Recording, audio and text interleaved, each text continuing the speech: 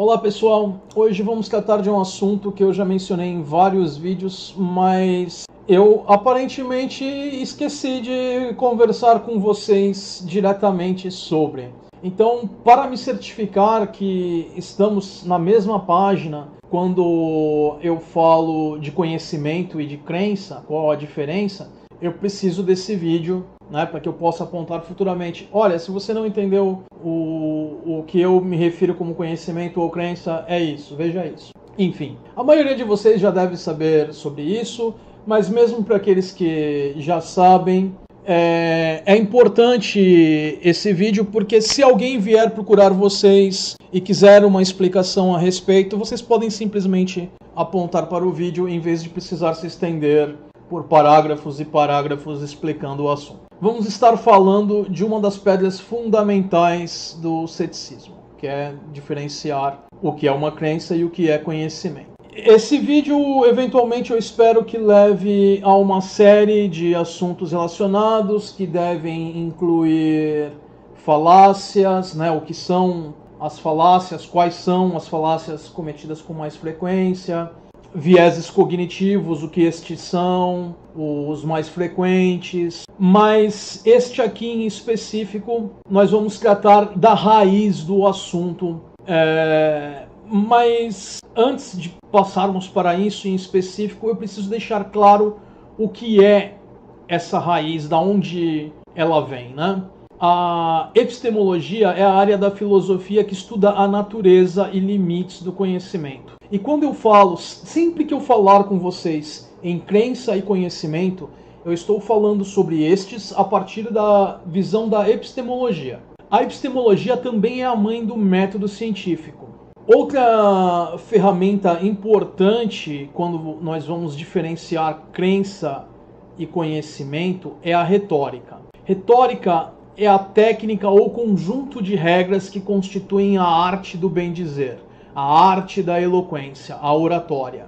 A retórica em si não é suficiente para se determinar a veracidade de uma alegação, mas ela ajuda a eliminarmos farsas que dependem de premissas enganosas, seja o erro voluntário ou não. Às vezes uma pessoa pode usar uma retórica falaciosa por acidente, ela não se deu conta, somos humanos, cometemos erros, enfim. Mas também existem pessoas que fazem isso intencionalmente e é aí que surgem os problemas mais graves. Um erro não intencional também pode gerar consequências negativas, mas quando a pessoa realmente tem intenção de levar ao engano, geralmente o resultado é pior. Crença versus conhecimento. O que é crença? É o estado psicológico em que uma pessoa adota e mantém uma premissa, proposição, ideia ou conteúdo similar como verdadeira. E quando falo em crença aqui, eu me refiro a qualquer tipo de crença, não apenas as religiosas. Por exemplo, algumas pessoas acreditam em visitação e abdução por alienígenas. Outras pessoas acreditam que dieta vegana é mais saudável. Outras acreditam que uma etnia é superior a outra. Outras acreditam que um gênero biológico é superior ao outro. Outras acreditam que é possível se alimentar a partir da respiração e da luz. E sim, existem grupos que acreditam em cada uma dessas coisas. Também temos pessoas que acreditam que a Terra é o centro do universo, que a Terra é plana, enfim. Que um sistema político ideológico é perfeito. Esses todos são exemplos de crenças e eu poderia citar muitos outros, mas vocês já entenderam. Algumas das crenças podem ser mais absurdas e fantásticas, outras podem ser mais mundanas e plausíveis. Algumas podem ser morais e éticas, outras podem ser repreensíveis, para dizer o mínimo, né? Os temas podem variar à vontade, mas todas estas são crenças. E nós precisamos saber diferenciar quando uma crença é verdadeira ou não. E é justamente aí que a gente começa a encaminhar para o conhecimento, que é o próximo ponto que eu preciso destacar. Agora vamos falar da definição de conhecimento em epistemologia. Conhecimento é um subgrupo de crença onde este é necessariamente verdadeiro e justificado. Eu já deixei na tela um diagrama mostrando o grupo crença, o grupo verdade, a intersecção de ambos e o subgrupo conhecimento. Isso parece simples e óbvio, não é? Mas é justamente isso que faz muitas pessoas arrancarem os cabelos, pois estas desejam manter suas crenças mesmo quando estas são demonstravelmente falsas ou não são demonstráveis. No caso do diagrama, as crenças falsas seriam aquelas que não estão na intersecção com o grupo verdade. As crenças não demonstráveis são aquelas que estão na intersecção, mas estão fora do subgrupo conhecimento. E é essa diferenciação entre conhecimento e todo o resto que permite a gente identificar farsas, nos mantém protegidos de muitas mentiras, distorções, enfim. Distorções essas que podem ser, às vezes, acidentais ou intencionais, né? Às vezes a pessoa comete um erro sem saber que está cometendo um erro, e às vezes ela comete com a intenção de enganar. Esse pequeno detalhe da necessidade dela ser verdadeira e justificada é o importante. Ele é o ônus da prova, ele é a verificabilidade da alegação. E dependendo da natureza da alegação, nós podemos adotar critérios mais ou menos rigorosos para fazer este exame. Alegações sobre a realidade consensual e mundo natural tipicamente são assuntos das ciências. E é entre as ciências que vamos encontrar os critérios mais rigorosos para que algo seja considerado conhecimento. Alguns de vocês podem mencionar que em direito a diferenciação também, né, o ônus da prova também é importante. O ônus da prova no direito varia dependendo da área do direito, enfim, tem uma série de questões a serem levadas em conta. Então, nós não podemos dizer que ele consistentemente é mais rigoroso. No caso das ciências, é sempre mais rigoroso, porque os critérios são mais numerosos e mais rígidos. Eu não vou entrar em detalhes aqui sobre o método científico, isso vai ficar para um vídeo futuro. Se realmente ainda tiver necessidade de eu falar mais especificamente desse assunto, eu preciso dar uma conferida no que eu já falei a respeito. Mas alguns de vocês podem estar pensando, pô, mas eu não sou um cientista, então por qual motivo isso me importa?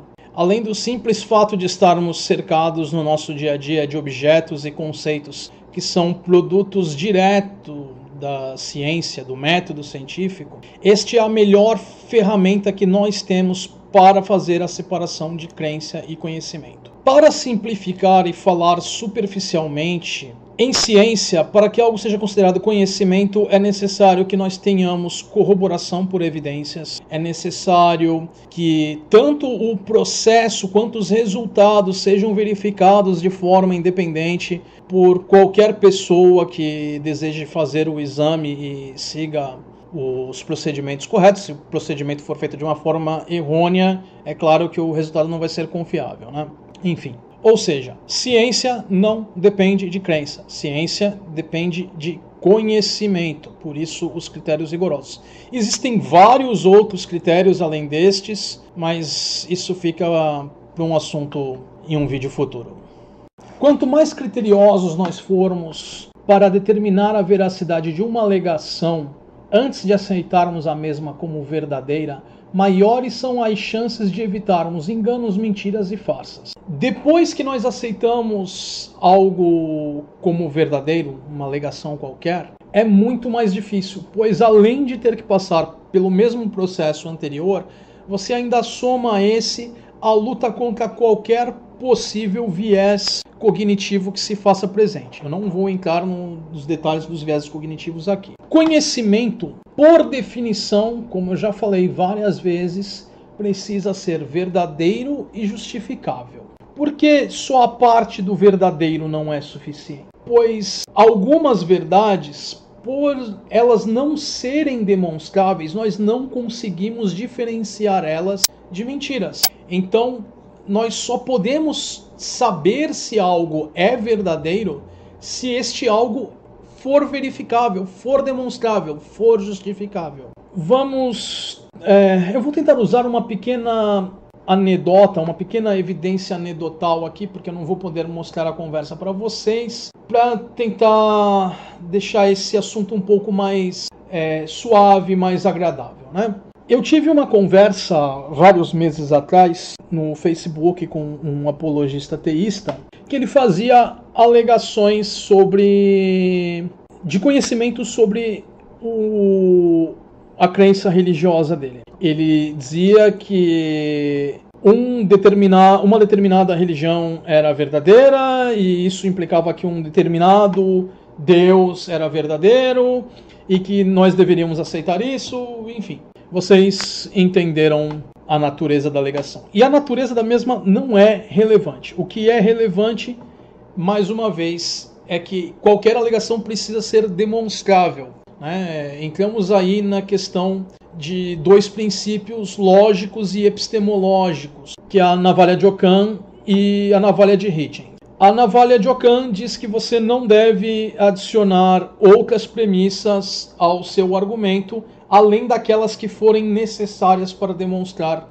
o argumento. Cada premissa adicional você aumenta a chance de erro no seu argumento. E a navalha de Hitchens diz que o que é alegado sem a devida evidência, sem a devida demonstração, pode ser rejeitado da mesma forma. Em ambos os casos, eu fiz parafrases. E a navalha de Hitchens, ela não foi cunhada por Hitchens, ela só foi popularizada por Hitchens. Ela é um princípio muito anterior ao próprio Hitchens. Enfim, e no meio dessa conversa, o teísta ele cobrou que eu demonstrasse que conhecimento é justificado. Eu parei, pensei e tentei encontrar uma coisa tão simples, tão fácil de se demonstrar, que até ele poderia aceitar. Eu emiti a seguinte demonstração: a água é molhada. O esperado é que qualquer pessoa agindo de forma racional e intelectualmente honesta possa perceber e aceitar isso, pois muito provavelmente todos já testaram essa premissa, seja de uma forma voluntária ou não. E caso essa pessoa nunca tenha testado, deve estar fedendo um bocado. A própria definição da palavra molhado já implica na associação com a água. Molhado é um adjetivo para algo umedecido, embebido ou encharcado de água ou de qualquer outro líquido. Também pode ser um lugar que se encontra umedecido ou encharcado por líquido, não necessariamente só um objeto. Ou seja, é algo simples. Mas ele não podia aceitar isso, porque aceitar que a água é molhada implica em aceitar que isso é um conhecimento e implica que conhecimento é demonstrável, é verificável, é justificável. Qualquer pessoa pode testar essa premissa.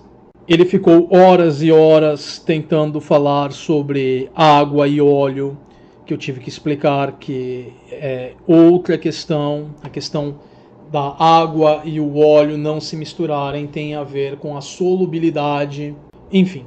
Ele não rejeitava essa alegação por ter qualquer problema ou limitação intelectual, psicológica ou neurológica intrínseca a ele. A questão aí é um viés cognitivo, que é assunto para um próximo vídeo. Os vieses cognitivos, eles são tentativas de nós nos enganarmos para mantermos alguma alegação que nós não podemos justificar.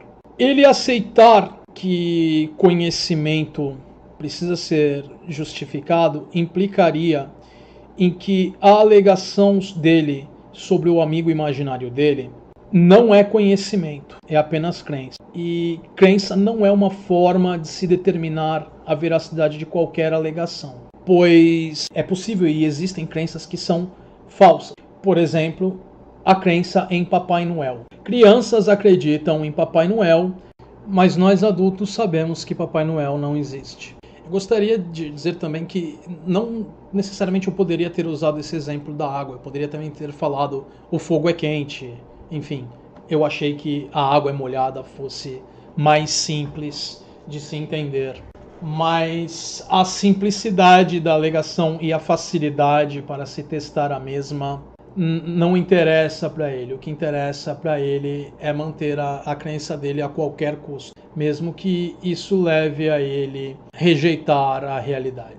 Como nós podemos determinar qual é o critério suficiente em nossas vidas pessoais para determinarmos se uma alegação é verdadeira ou não? Além das evidências para tal alegação, nós precisamos examinar se aquela alegação vai nos levar a algum prejuízo, alguma consequência negativa direta. Por exemplo, uma certa religião, que vocês devem saber a qual me refiro, uma facção de uma certa religião, proíbe a transfusão de sangue. Isso leva a consequências diretas e coloca pessoas em risco de vida. Outra alegação fantástica, dessa vez não religiosa, é um farsante que eu expus aqui no canal algumas semanas atrás, que alega ser psicólogo. E no vídeo em que eu fiz a exposição da farsa, que eu fui mostrando como podemos verificar que a alegação dele é uma mentira, eu fui mostrando vários critérios pelo qual